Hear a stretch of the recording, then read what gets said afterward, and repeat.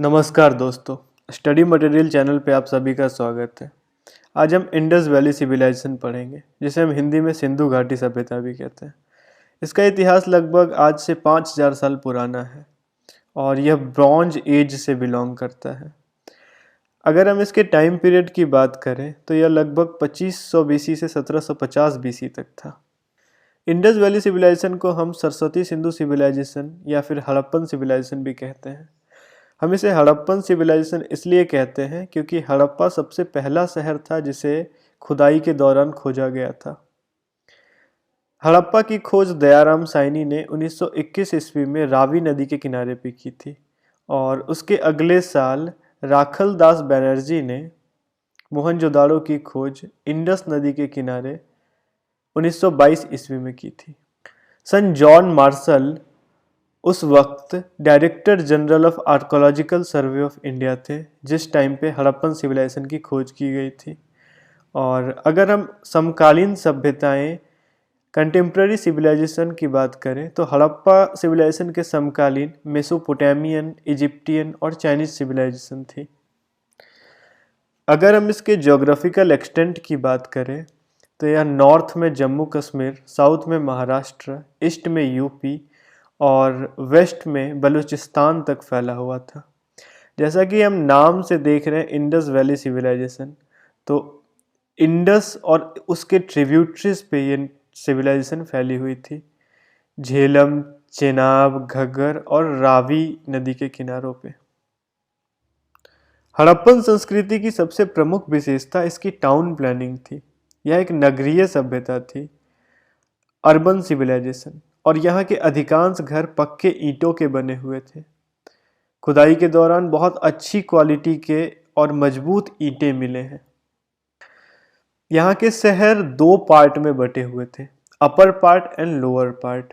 Upper part को सिटाडल्स कहा जाता था, जहाँ शासक वर्ग के लोग रहते थे। वहाँ के जितने भी पावरफुल और बड़े लोग थे वो अपर पार्ट सिटाडल्स में रहते थे और लोअर पार्ट में आम लोग रहा करते थे। अपर पार्ट एक ऊंचे प्लेटफॉर्म पर बनी हुई थी, इसीलिए इसे अपर पार्ट कहा जाता है।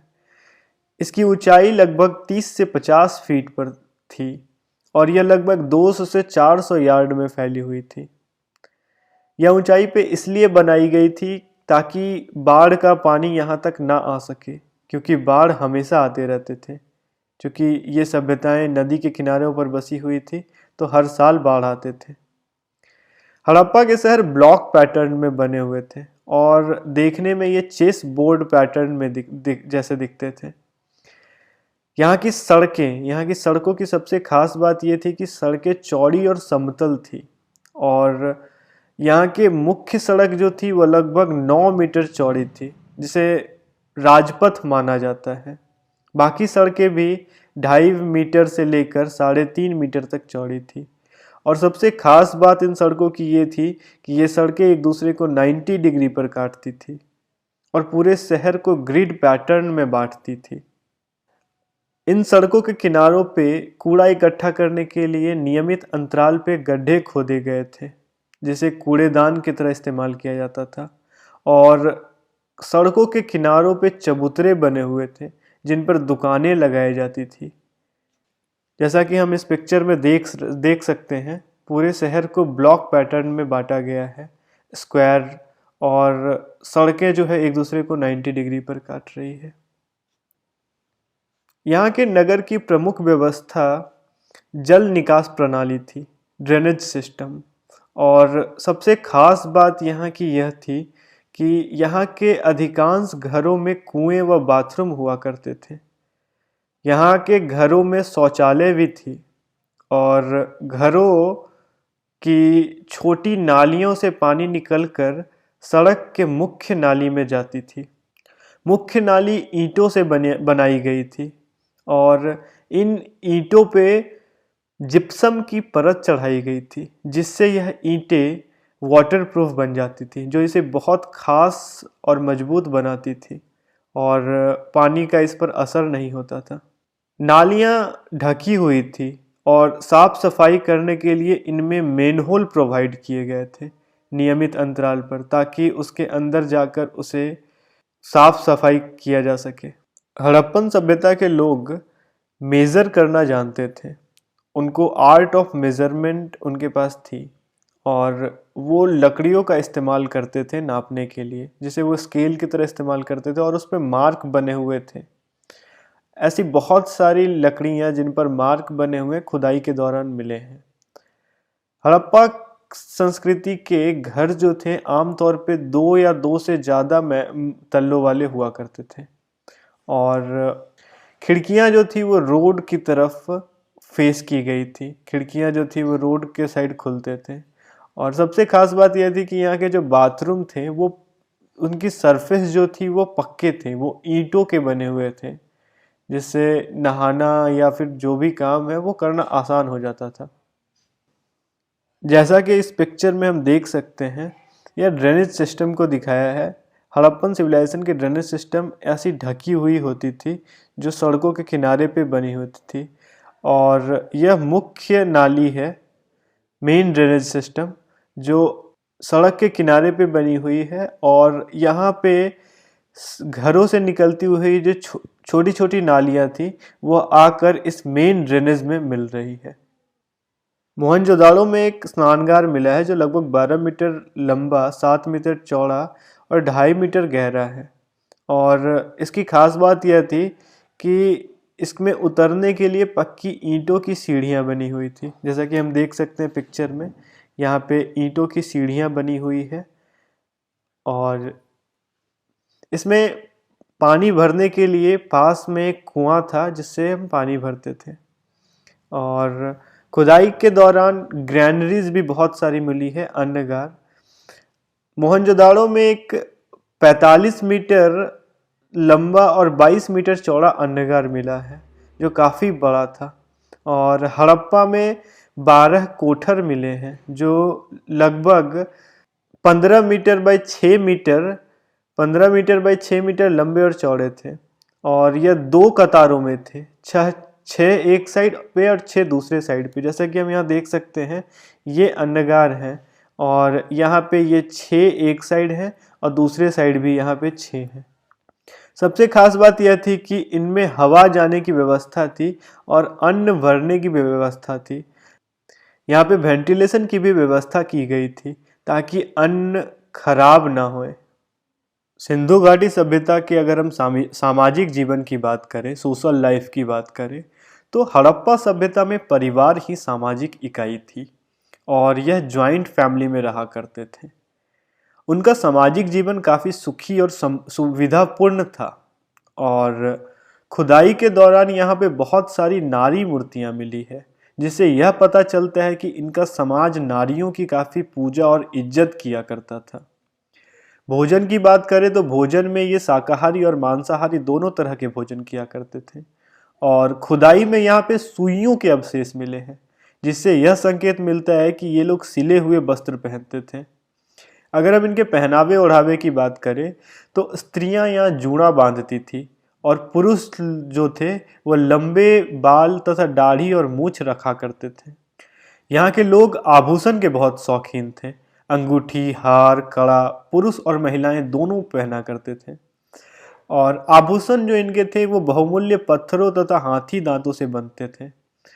श्रृंगार के भी ये लोग काफ़ी शौकीन थे, और मोहनजोदाड़ो की नारियां तो काजल और पाउडर से भी परिचित थी। कुछ स्थान पे तो यहाँ लिपस्टिक के भी अवशेष मिले हैं। शीशे, कंघे और तांबे के दर्पण भी मिले हैं। मनोरंजन के लिए ये लोग पासा खेला करते थे। चौसर के ये लोग बहुत शौकीन थे, और यहाँ पे खुदाई के दौरान एक नर्तकी की मूर्ति मिली है, जिससे यह संकेत मिलता है कि यहाँ के लोग मनोरंजन के लिए गाना बजाना भी किया करते थे। एग्रीकल्चर की अगर हम बात करें तो कृषि हड़प्पा सभ्यता के लोगों की अर्थव्यवस्था का मूल आधार था, और क्योंकि यह सभ्यता नदी के किनारे पर बसी थी तो यहाँ की मिट्टी काफ़ी उपजाऊ थी, और इसलिए यहाँ अनाज की उपज काफ़ी अच्छी मात्रा में होती थी। अनाज रखने के लिए भंडार गृह भी बनाए थे, और यहाँ के लोग मुख्यतः गेहूँ और जौ उपजाया करते थे। इसके अलावा वे लोग दाल, मटर, तिल और बाजरे की भी खेती किया करते थे। फलों में केला, नारियल, खजूर, अनार, नींबू एवं तरबूज भी उपजाया करते थे। कपास की खेती सबसे पहले यहीं की गई थी और ये लोग कपास को मेसोपोटामिया भी भेजा करते थे और इस कपास से ये लोग कपड़े बनाया करते थे। जैसा कि इस पिक्चर में हम देख सकते हैं, यहाँ पे उनके सामाजिक जीवन का एक दृश्य दर्शाया गया है, जो नदी के किनारे पे इनके शहर बसे हुए हैं, जहाँ पे ये खेती करते थे और ये पशुपालन करते थे और इनका एक सामाजिक जीवन का एक छोटा सा दृश्य दिखाया गया है। कृषि के साथ साथ हड़प्पा के लोग का अर्थव्यवस्था का मुख्य आधार पशुपालन भी था। यहाँ पे गाय, बैल, भैंस, भेड़, कुत्ता, हाथी, सुअर, घोड़ा आदि सभी तरह के पालतू जानवरों को ये पालतू बनाकर रखते थे।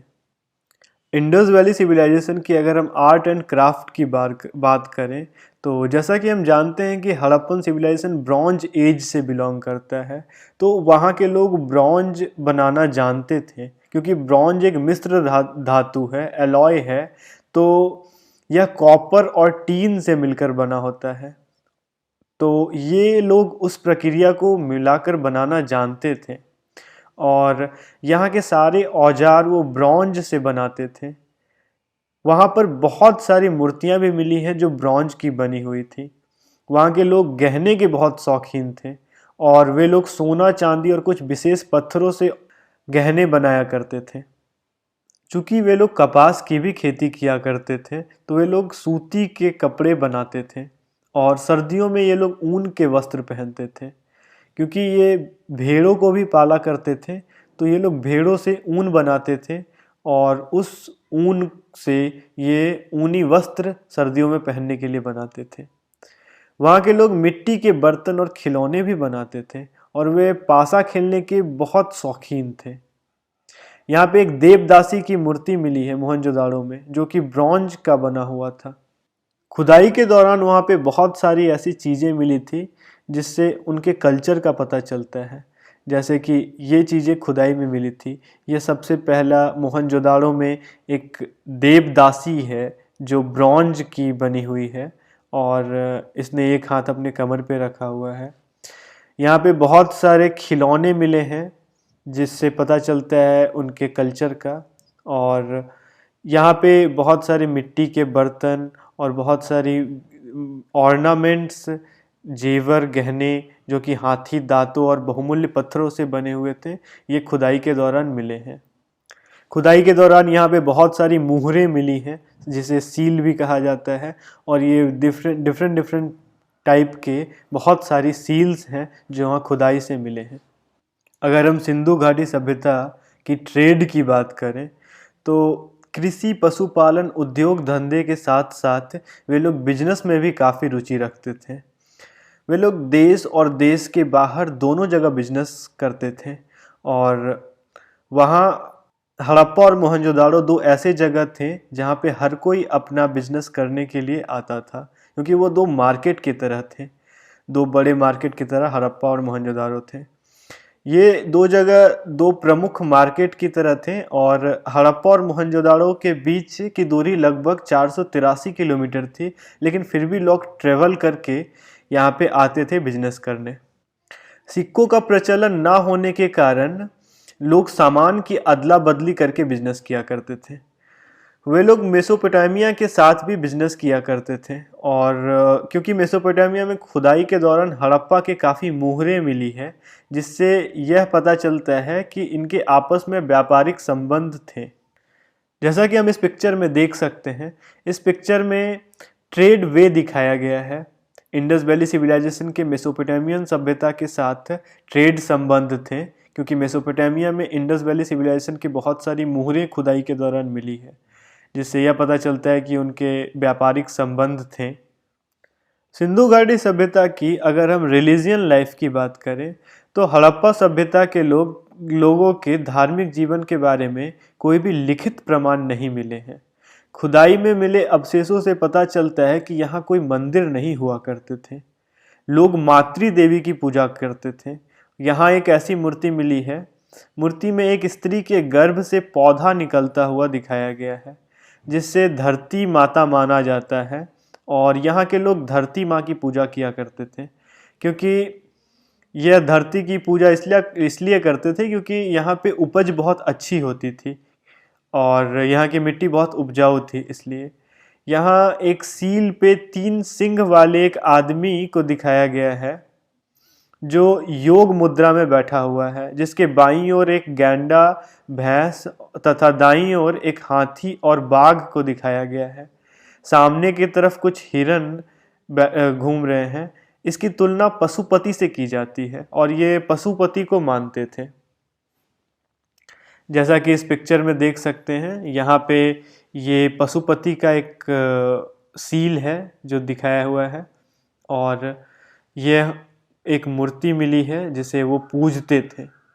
इन सब के अलावा लोग पेड़, पक्षी और जानवरों की भी पूजा करते थे। कालीबंगा और लोथल में यज्ञ कुंड भी मिले हैं, जिससे यह पता चलता है कि यह लोग यज्ञ किया करते थे और इसके साथ ही वे काफ़ी अंधविश्वासी थे जो भूत प्रेत और जादू टोनों में भी विश्वास करते थे। अगर हम सिंधु घाटी सभ्यता की स्क्रिप्ट की बात करें, अभिलेखों की बात करें, तो सिंधु घाटी सभ्यता के लोगों ने एक स्पेशल फोटोग्राफिक अभिलेख की खोज की थी जिसमें वे चित्रों के सहायता से रिप्रेजेंट करते थे चीज़ों को और वो अक्षरों का इस्तेमाल नहीं करते थे। दुर्भाग्य की बात यह है कि ये आज तक पढ़ा नहीं जा सका है, पर जिस दिन भी ये अभिलेख पढ़े जा सकेंगे बहुत सारे राज का पता चल जाएगा और उनके कल्चर के बारे में, उनके रहन सहन के बारे में और उनकी सभ्यता के बारे में बहुत सारे राजों का पता चलेगा। जैसा कि हम इस पिक्चर में देख सकते हैं, इस पिक्चर में उनके कुछ अभिलेख दिखाए गए हैं और इस तरीके से वो पिक्चर्स बनाकर चीज़ों को रिप्रेजेंट किया करते थे। अब हम कुछ साइट्स के कुछ जनरल फैक्ट्स के बारे में जानते हैं कि यहाँ पर क्या खास था और खुदाई में क्या क्या मिले हैं। सबसे पहला और सबसे इम्पॉर्टेंट शहर है हड़प्पा। हड़प्पा में 6 अन्नगार और 16 अग्निकुंड मिले हैं और यहाँ की सबसे खास बात यह थी कि यहाँ के लोगों को तारकोल बनाना आता था। यहाँ के घरों की सबसे खास बात यह थी कि यहाँ के घरों के मुख्य दरवाजे उत्तर दिशा की ओर थे और यहाँ लोगों को मरने के बाद दफनाया जाता था। शहर के साउदर्न पोर्शन में दफनाया जाता था। टेराकोटा से बनी मदर गॉडेस की मूर्ति यहाँ पर मिली है। दूसरा सबसे इम्पॉर्टेंट साइट जो हमें खुदाई में मिला वो मोहनजोदाड़ो था।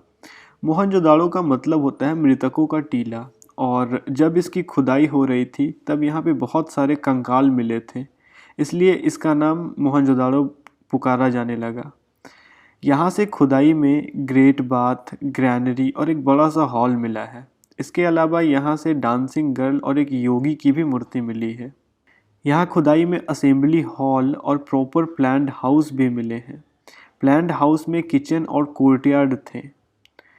मोहनजोदाड़ो की खुदाई में इसके 7 लेयर्स मिले हैं और इसके 7 लेयर्स बताते हैं कि इस शहर को 7 बार बनाया गया था, क्योंकि हर साल यहाँ पे बाढ़ आते थे और कई बार बाढ़ ने पूरे शहर को डुबा दिया था और बर्बाद कर दिया था।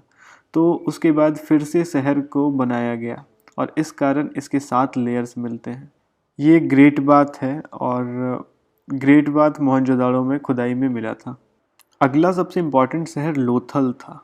लोथल में एक डॉकयार्ड था और यहाँ लोग व्यापार करने के लिए पानी के रास्ते से जाते थे।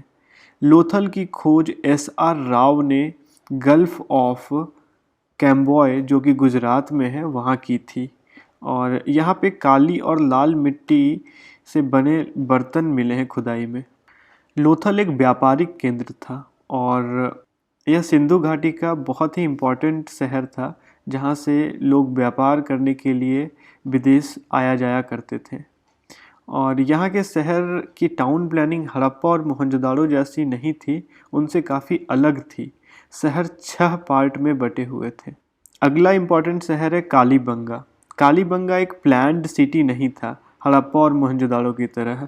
यहाँ पे ड्रेनेज सिस्टम भी नहीं थे। यहाँ से बहुत सारे अग्निकुंड मिले हैं और यहाँ पर 7 अग्निकुंड एक साथ थे जो खुदाई के दौरान मिले हैं। Decline of Harappan civilisation. सिंधु घाटी सभ्यता के खत्म होने के बहुत सारे आशंका लगाए जाते हैं, पर उनमें से सबसे ज़्यादा और बड़ा कारण बाढ़ को माना जाता है। क्योंकि यह सभ्यता नदी के किनारे पर बसी हुई थी, तो नदी में बाढ़ आने से यह सभ्यता खत्म हो गई और यह सभ्यता लगभग 1000 वर्षों तक रही और इसके बाद इसका अंत हो गया। तो सिंधु घाटी सभ्यता यहाँ पर ख़त्म होता है। अगर आपको ये वीडियो पसंद आई तो लाइक, शेयर और सब्सक्राइब करें। Thank you.